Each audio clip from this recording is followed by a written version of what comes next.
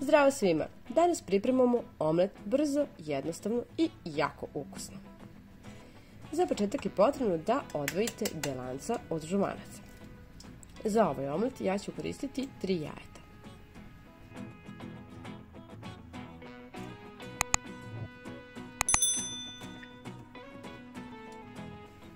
I mislim da je ova količina dovoljna za 2 do 3 osobe, pošto je veoma sit.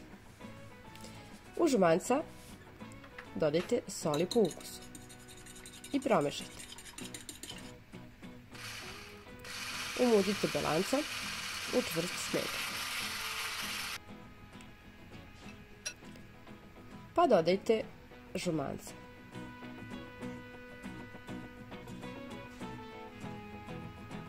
Promešajte sve, najbolje ručno.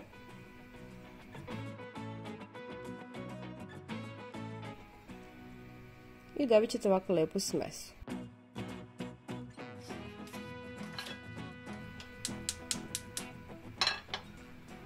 Nauljite tiganj ili ga premažite putarom. Od putara će biti još lepši ukus. I prebacite smesu od jaja.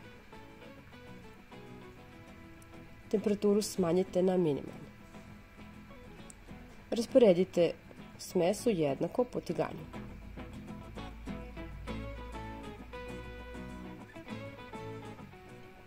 Poklopite i pecite dok se lepo ne ispeče sa obe strane. Par minuta će biti sasvim dovoljno. Najbolje ovako da proverite, a pecite na temperaturi možda malo jače od minimuma. Barem je tako kod mene. Pospite zatim rendanim krkavaljem.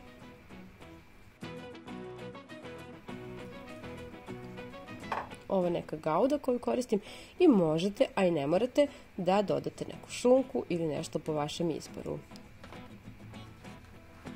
Preklopite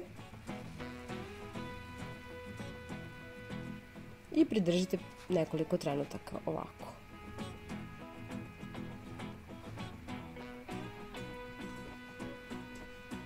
Čisto da se zalepe obe strane.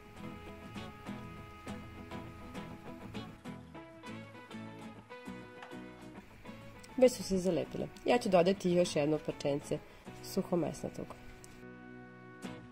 I evo pogledajte.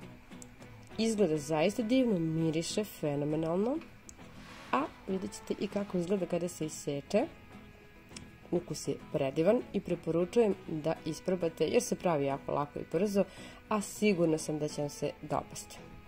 A pritom možete i da eksperimentišete pa da napravite neku svoju kombinaciju ukusa. Pogledajte kako lepo izgleda.